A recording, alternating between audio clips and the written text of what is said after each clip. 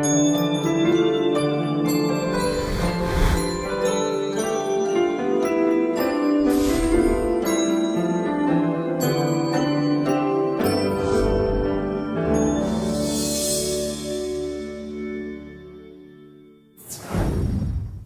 and welcome to Inside the Hat. My name is Michael Graves. There is no set time during the week that Inside the Hat will air. This just is an idea that when thoughts come to me or I want to share some tips that I've had from performing for over 20 years that I'd like to share with people. This is going to cover patter, power, and presentation, the 3 P's of magic that I teach and that I think are the most important. Of course, patter is what you say and how you say it. Then you have your power. What power do you show? Can you float objects? Do you do transpositions? All kinds of powers to talk about. And then we get into presentation, which I think is one of the most important P's.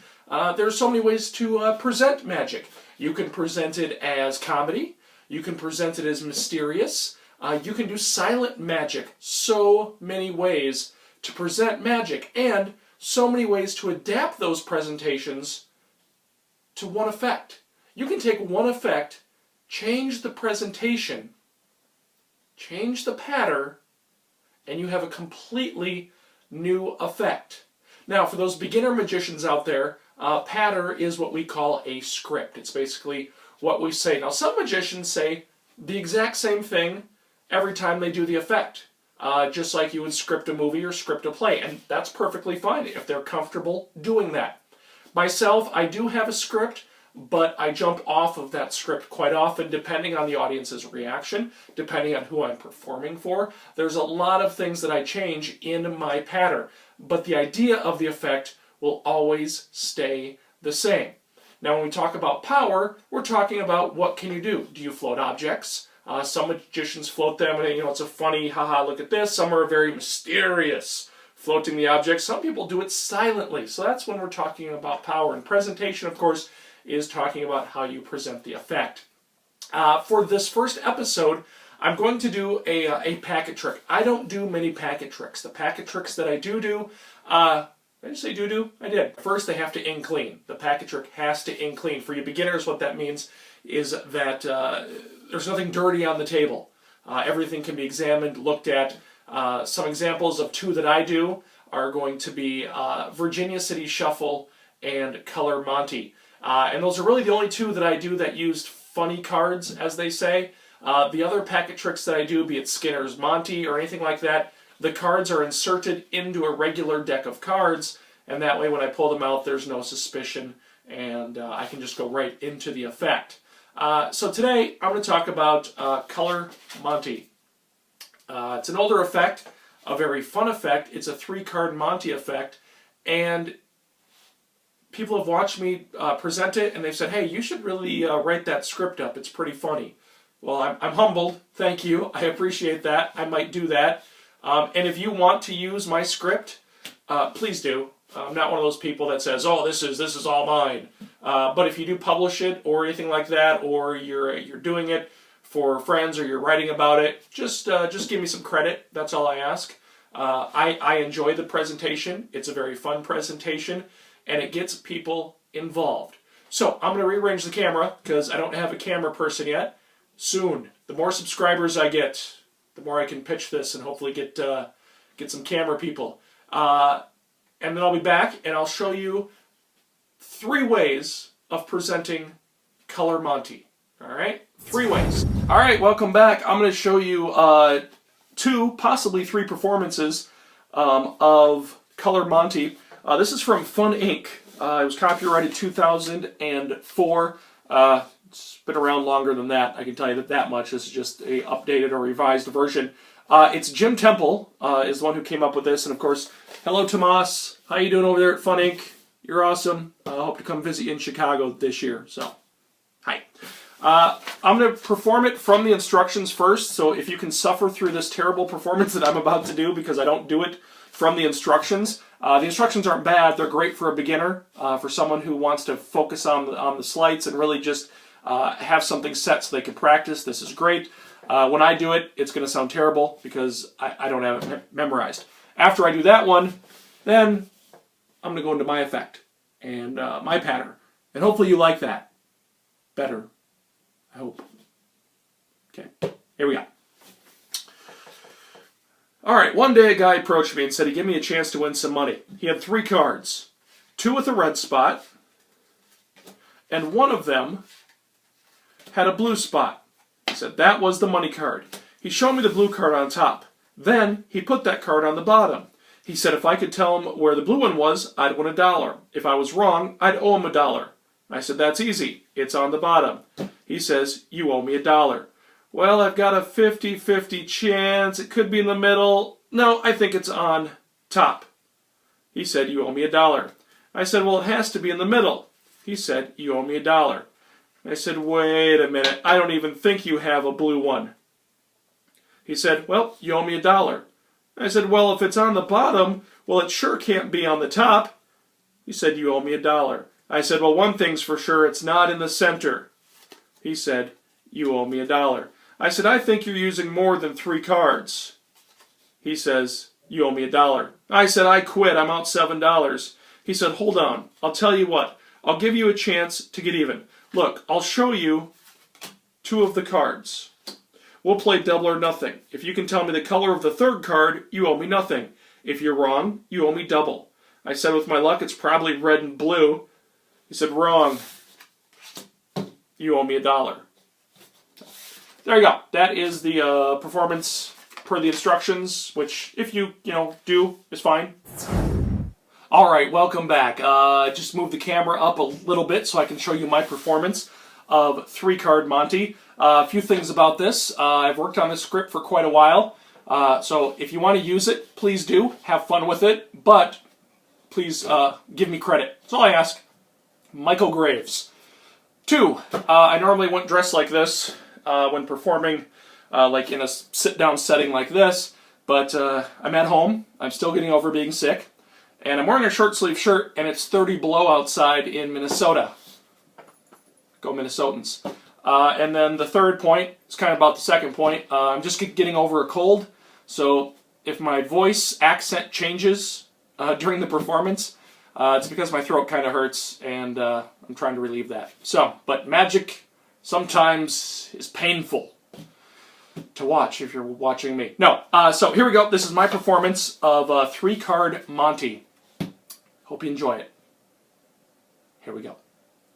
All right, so have you ever been to New York City? New York City! Sorry, Pace Picante flashback. Oh, I had $1 in my pocket, and then I had $8 in this pocket. Now the $1 over here in my right pocket, that was for the subway token I was going to buy.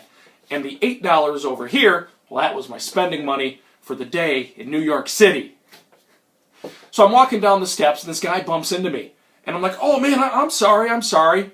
Minnesota nice. And I walk down the stairs, and I reach in my pocket to take out my $1, and I got bubkiss. Dude stole my $1. Now, I'm glad he went to my right pocket, because I have $8 over here. The problem being, I had to take $1 out of that $8, leaving me with $7. And I needed the $8 because there's this guy over on 3rd Street. He was selling a Rolex watch that I really wanted. And now that I had $7, probably have to settle for a Casio. Tough times. So I'm sitting there, waiting for the subway, and I hear these people yelling, we're winning money! We're winning money! Woo! And I'm like, they're winning money. So I walk over there, take out my money. I got $7. And there's this old man, and he's running this game. And I looked at him, and I said, hi, sir. My name is Michael Graves, and I'm from Minnesota. Kind of looked at me, and how you doing there, Michael Graves? My name is Old Man McGillicuddy. The reason they called him Old Man McGillicuddy, kind of a funny story, is that because he's old, and his last name is McGillicuddy. Here's how the game is played. You're going to win your money back, boy, but first of all, there's a few rules you need to understand. First rule. Always pay attention to the red card. The red card is very important.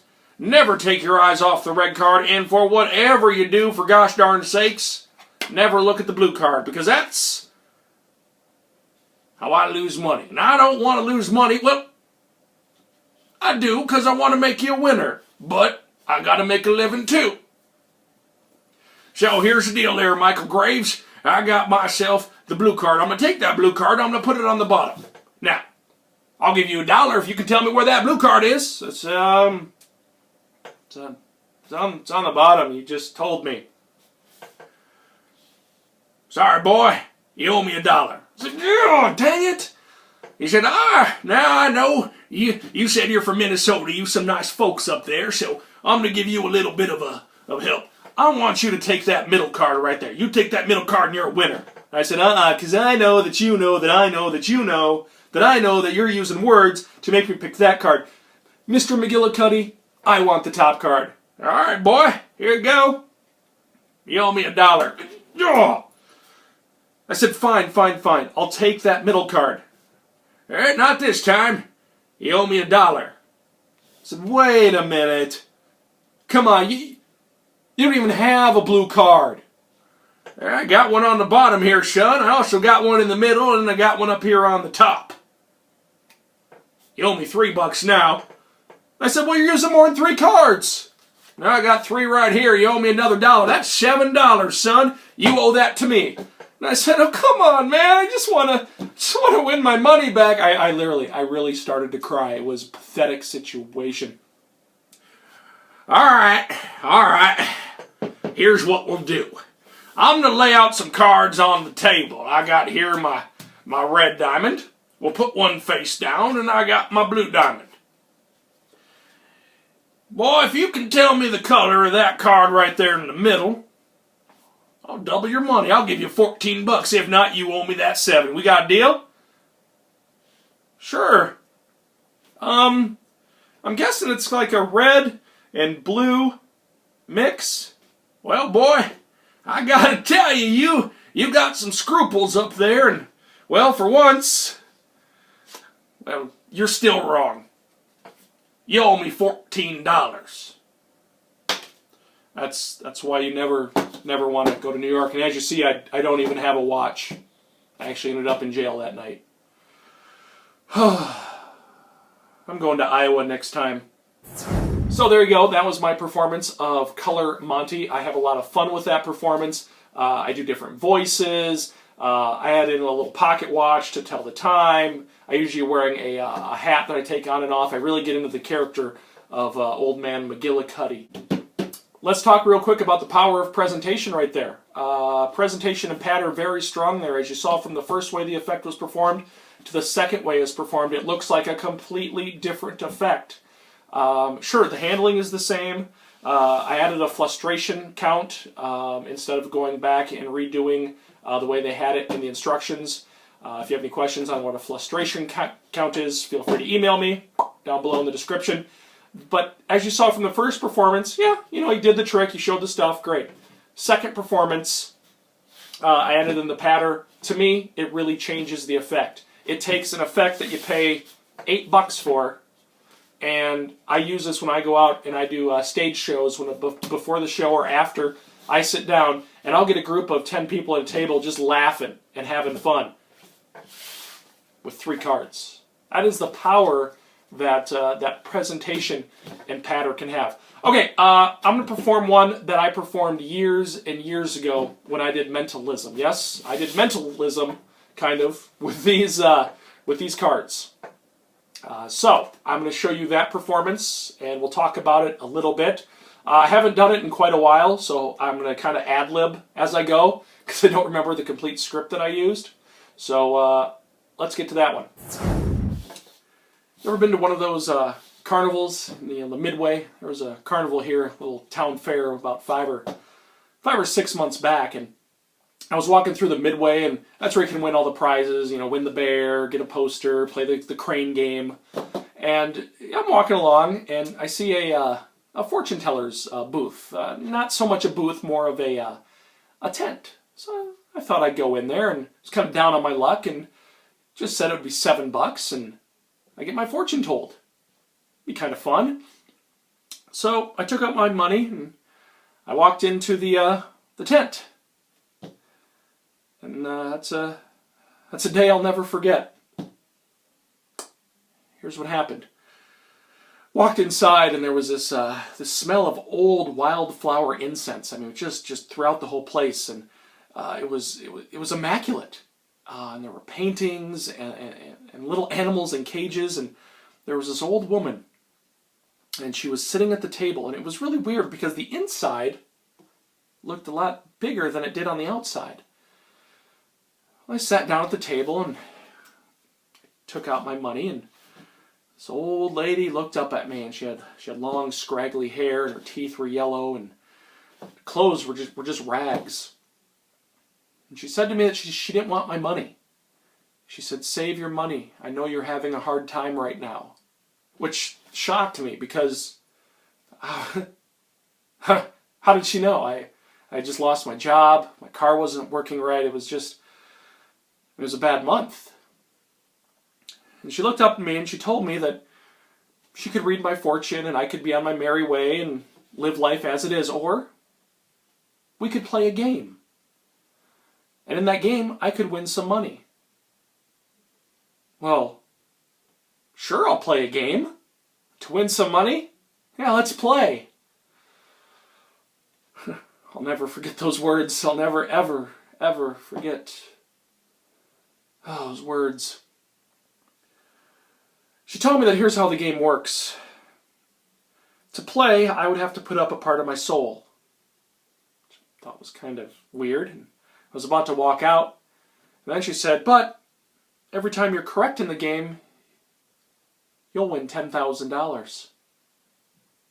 I said, "Excuse me?" She said, "Every time you're correct in this game I'm going to show you, you're going to win $10,000. Well, that's when greed came in, and I said, "Let's play." She said, "Before we play, I need you to put this on as a binding agreement." She goes, "It's an old ring that was passed down to me." So she says, "Put that on your pinky," which I did.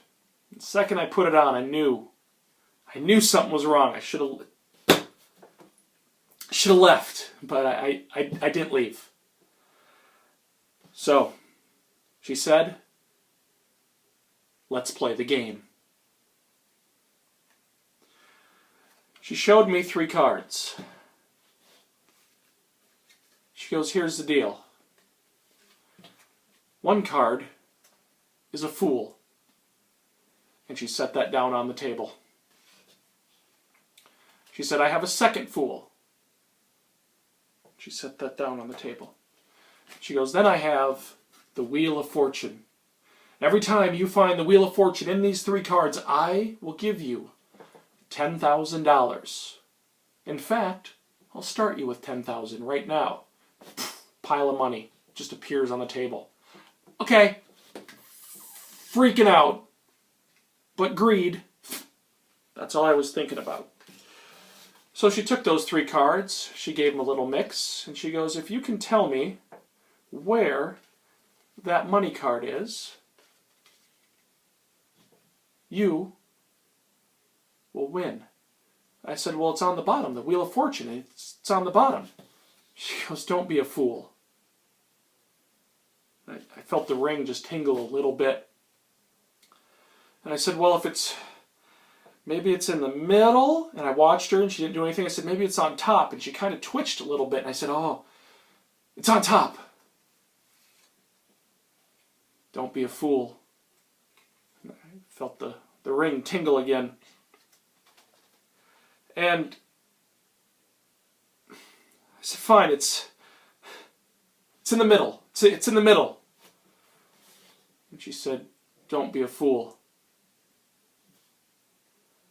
Well, at this point, I didn't know what was going on. I mean, the ring was tingling again. I said, "Well, you don't even have a Wheel of Fortune. You switched out the cards. You cheated me." And she says, "No. There's a wheel on the bottom. There's a wheel in the middle. And there's a wheel on top." All right, now I'm freaking out, and this ring's tingling. I'm like, I just want to leave. Can I just leave? And she says, "Well, how about this? How about I give you a chance to leave? but I'll make staying even better.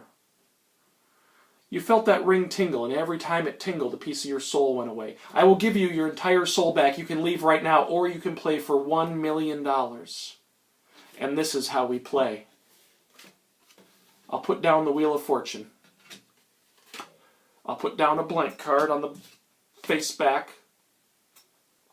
And then I will put down the Fool. So you see 2 of the cards in front of you. Leave now with your soul. Or tell me what that card is. And you'll win $1 million. Well, I looked at her, I looked at the ring, and agreed. So I said, well, obviously, that's the Fool. She took the card. She brought it up to me. And she said, you're the Fool. I walked out of that tent. I turned around. And the tent was gone. Never play that game. So, there you go. A few flubs in my patter, but like I said, I ad-libbed that whole thing. Well, I just wanted to show you color Monte, different ways to perform that, and how presentation, how your patter, and your performance, it all can change. You can change one element of each of those. You can change your patter, that affects your performance and your presentation. You can change your presentation, that changes your pattern. It's a wonderful system, and it's exciting. Magic is exciting. It's exciting to come up with these new ideas and ways to bring your spectator in. Bring them in, okay?